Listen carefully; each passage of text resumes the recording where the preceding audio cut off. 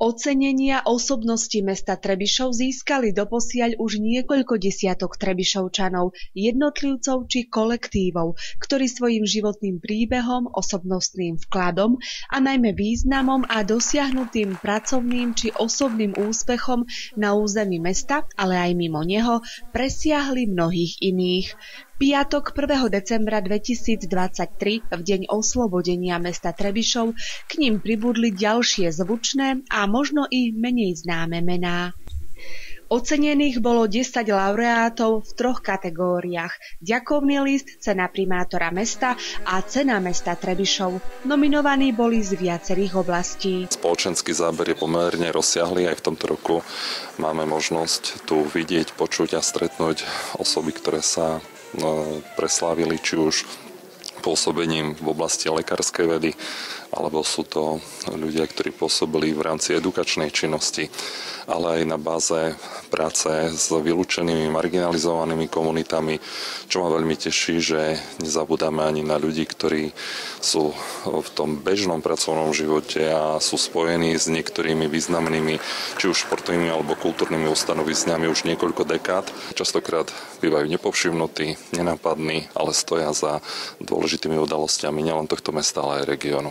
Za vynikajúce výsledky a celoživotný prínos v oblasti medicíny získala cenu primátora doktorka Eva Jakubčáková, ktorá nám prezradila, na čo je najviac hrdá zo svojej kariéry. Veľmi si to vážim, pretože ja nie som rodená Trebišovčanka, ale keď som skončila medicínu ako v 1977 a nastúpila som do nemocnice do Trebišova, tu som dostala umiestnenie, dostala som ponuku rentgena alebo patológia, vybrala som si tú radiológiu.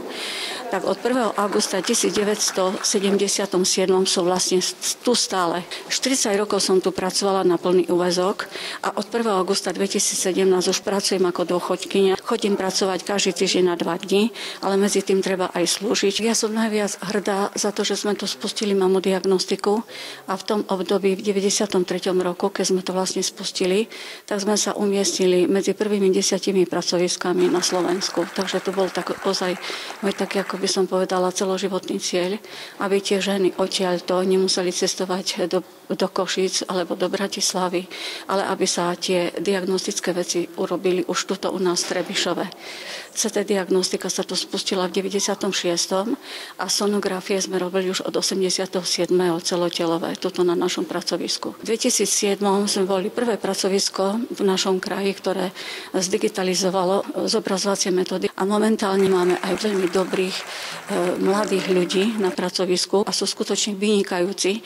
To v dnešnej dobe nájsť takých mladých, zanietených ľudí a ešte by som povedala takých slušných, viete, a takto odborne zdatných, takže sa veľmi dobre pracuje. Tohtoročný laureát, biochemik, diplomovaný inžinier Michal Farkaš si z rúk primátora mesta Trebišov prevzal cenu za celoživotné vynikajúce výkony v oblasti biochémie a záslužnú činnosť v prospech mesta. My nemáme priamo pacienta pred sebou, ale máme skúmavku.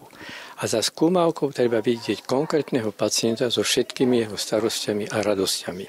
Ja som ten typ, ktorý som sa v Trebišove narodil, odišiel som do sveta, ja som pracoval aj 5 rokov v Afrike ako šéf laboratóriu departmentu v Líbii, ale som sa vrátil akože potom do Košíc a z Košíc som prišiel do Trebišova a vlastne od roku 1971 som viedol oddelenie klinickej biochémie a mal som aj to šťastie v úvozovkách, že som bol aj chvíľu riaditeľom nemocnice v čase, keď bola veľká transformácia slovenského zdravotníctva, ktorá doteraz pokračuje. Ja pokladám za svoj najväčší životný úspech to, že som vyrastol v Trebišove, odišiel som do sveta a nikdy som nezabudol, kde patrím.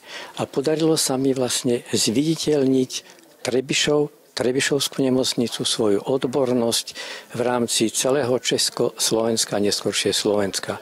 Tak to je aj teraz ešte som bol 2 funkčné obdobia hlavným odborníkom Ministerstva zdravotníctva pre laboratórne činnosti, členom predsedníctva akreditačnej komisie pre vzdelávanie. Čiže vzdelávanie, biochemia, skúmavka, to je moje životné krédo. A vždycky som bol hrdý na to, že som Trebišovčan a preto aj to ocenenie nesmierne si vážim. Najvyššie ocenenie Cena mesta bola tento rok udelená sestre Bernadete vlastným menom Anne Malíkovej, ktorá sa minulý rok stala Slovenkou roka.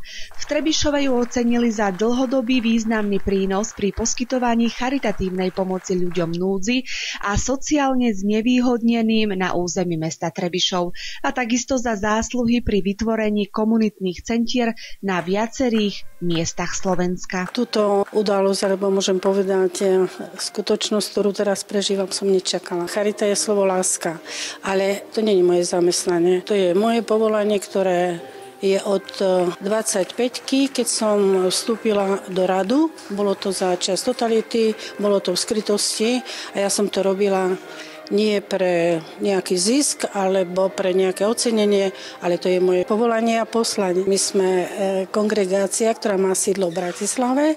Sme dôchodkyne a na budúci rok je 10 rokov, jak som na dôchodku. Robím to vo voľných chvíľach a iba toľko robím, koľko vládzem. Ďakujem Pánu Bohu, že ešte môžem pomáhať, keďže som kostolnička a stretávam sa s ľuďmi. Veľmi sa teším, že tie rodiny prichádzajú na faru. Plány nemám žiadne.